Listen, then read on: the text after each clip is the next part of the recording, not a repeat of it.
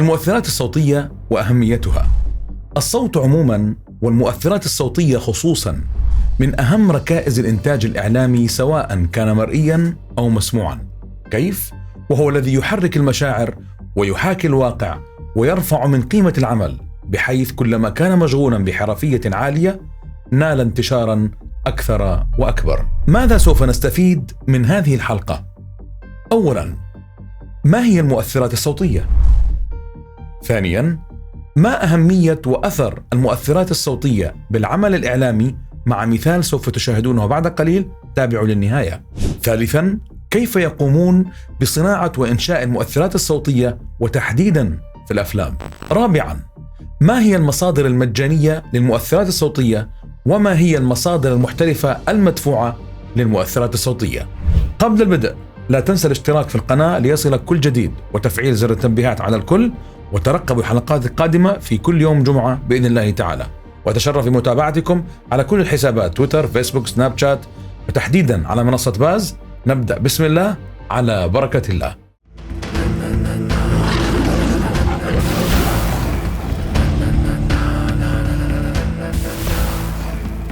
السلام عليكم ورحمة الله وبركاته. أهلا وسهلا بكم في حلقة جديدة متجددة من سلسلة دروس عندما ترى الصوت للتعليق الصوتي. معي أنا محبكم وأخوكم خالد النجار، مهندس ومدرب ومعلق صوتي. أولا، ما هي المؤثرات الصوتية؟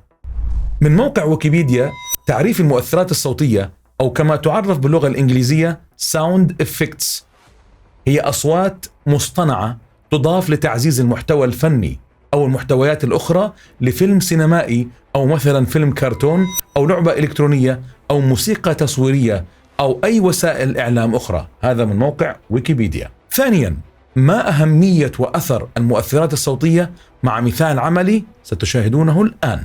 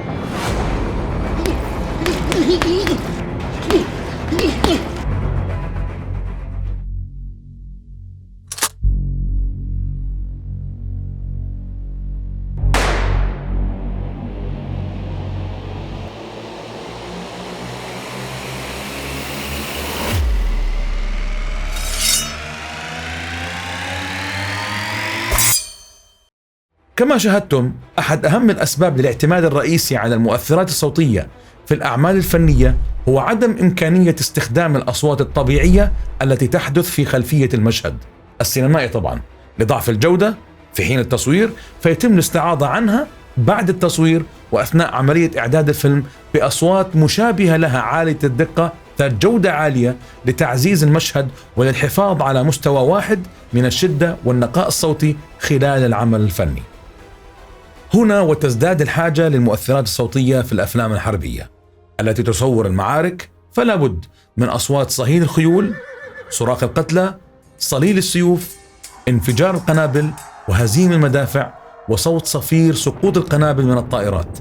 فلذلك الأفلام أكثر شيء تحتاج إلى هذا النوع، بالذات الأفلام الحربية. وهنا تزداد استخدام المؤثرات الصوتية في الأعمال الإذاعية لأنها تخص السمع، فيكون المخرج مضطرا أن يتعامل معها بكل احترافية لتوصيل المعلومة والجو العام للعمل الإذاعي أو الجملة الملقاة. هذا طبعا إذا كان برنامج علمي في إذاعة، فما بالكم إذا كان مسلسل إذاعي متكامل؟ كل الاحتياج سيكون والتركيز على المؤثرات الصوتية. والمؤثرات الصوتية مع تقدم التقنية والحرفية في هذا المجال من الصوت بدأت تدخل كبديل للموسيقى في الأوساط المسلمة التي لا ترى جواز الموسيقى، وتعزف أيضا ببعض الأجهزة الحديثة، لكن في النهاية تبقى هي مؤثرا صوتيا يملأ جو المادة الملقاة على أسماعنا. وتختلف المؤثرات الصوتية منها البشري ومنها غير البشري، وغير البشري أيضا ينقسم إلى أقسام، منها المستوحى من أصوات الطبيعة، ومنها المصطنع كالوتريات وغيرها. إذن خلاصة ما سبق لمعرفة ما هي أهمية المؤثرات الصوتية التالي: أولا، محاكاة الواقع. ثانيا، التلاعب بالعاطفة والمزاج حسب الغاية الإخراجية، بين قوسين حسب الغاية الإخراجية. ثالثا، خلق حالة من الإثارة والترقب والغموض، وهذا مهم بالنسبة للمؤثرات الصوتية وهو الذي يساعد في صناعته. الآن النقطة الخلافية عند كثير من الناس، يقولون لماذا تضعون هذه المؤثرات؟ تشوشنا. اسمع الكلام العلمي أخي الكريم. ما سبب أهمية هذه المؤثرات الصوتية؟ والتوضيح هنا. المؤثر الصوتي مهم جدا لأنه يجذب الجمهور. واحد، فهو يساعد على توصيل المعلومة ويزيد من قيمة الإنتاج ويثير الاستجابات العاطفية ويؤكد على ما هو موجود على الشاشة، ويستخدم للإشارة إلى الحالة المزاجية عند الاستخدام الجيد تحديدا. لذا هذه المؤثرات الصوتية وحتى الموسيقى التصويرية وحتى أحيانا الصمت بأماكن معينة يلعب دور كبير في رفع مستوى الفيلم لدرجة عالية من الحرفية. لو أردنا أن نعرف قيمة هذا الأمر أيضا، لو قمنا بعمل كتم للصوت في هذه الحالة، لو كان الفيلم هوليودي سوف يسقط هذا الفيلم لعدم وجود الصوت والمؤثرات. فلذلك نقرة واحدة على زر كتم الصوت سوف تنهي على هذا الفيلم، ليس انتقاصا من صورة، لكن هذا هو الواقع، لأنه نقل الإحساس والمشاعر يكون دائما من خلال الصوت. ثالثا، كيف تتم صناعة وإنتاج المؤثرات الصوتية؟ هذا أمر جدا مهم. في غالب الأحيان يتم إنتاج المؤثرات الصوتية من خلال مصادر مختلفة كليا عن الذي نراه على الشاشة. يعني الصوت الذي نسمعه بالأفلام ليس حقيقيا، يكون صامتا وتضاف له عدا عن ذلك صوت الممثل أو المؤدي.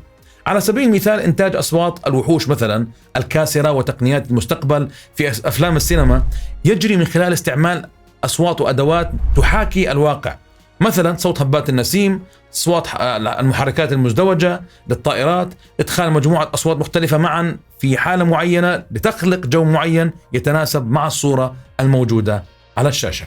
وهذه الأصوات لا تستعمل في أفلام السينما أو برامج التلفزيون الخيالية فقط.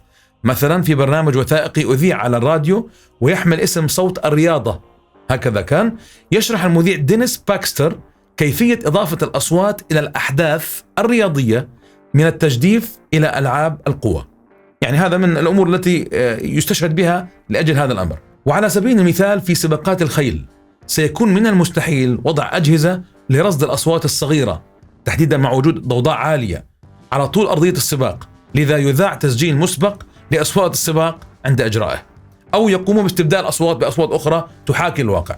ولكن بدلا من تسجيل مسبق لأصوات الخيل وحوافرها، فإنهم يستعملون تسجيلا جرى إبطاؤه لصوت تدافع الجواميس مثلا ويقومون باستبداله. يعني دائما يبحثون عن حلول واستبدال أصوات ببعضها البعض كي تعطينا انطباعا يكون مناسبا مع الحدث حقيقيا وأكثر من الواقع نفسه في بعض الأحيان إذا كان محترفا. رابعا، ما هي المصادر المجانية للمؤثرات الصوتية؟ وما هي المصادر المحترفة المدفوعة للمؤثرات الصوتية؟ وسأضع الروابط في صندوق الوصف لمن سوف يسأل. من المصادر المجانية للمؤثرات الصوتية، اسمع معي هذه المواقع حتى تستفيد. أول شيء يوتيوب أوديو لايبراري، مكتبة اليوتيوب نفسه إذا دخلت لها يوجد بها مجموعة كبيرة من الصوتيات. الموقع الثاني فري ساوند، هذه المواقع توفر لك المؤثرات لكن بحد يعني يكون متوسط وليس بالشكل حرفي. معنى حرفي جودة الصوت، عدة الخيارات وأشكالها وألوانها. طب أنا الآن عاوز أروح لشيء احترافي أكثر، أبدأ معك بموقع اسمه انفانتو. هذا موقع فيه كثير من الخدمات وتحديدا الساوند افكت أو ساوند افكتس.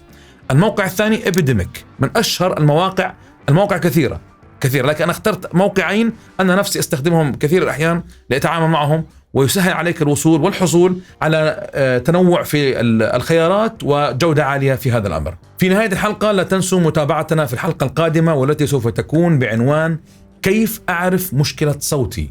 ما هي أكبر المشكلات الفيزيائية والطبية التي تواجه كل المهتمين بالصوت مثل المعلق الصوتي، القارئ، المنشد، المعلم والمحاضر وكل شخص يلف هذا المجال، وكيف يمكنني التخلص منها. تابعونا في الجمعة القادمة بإذن الله تعالى. انتهت حلقتنا برفقتكم بحمد الله، وشعارنا دائما عندما ترى الصوت دع الكون يسمع صوتك.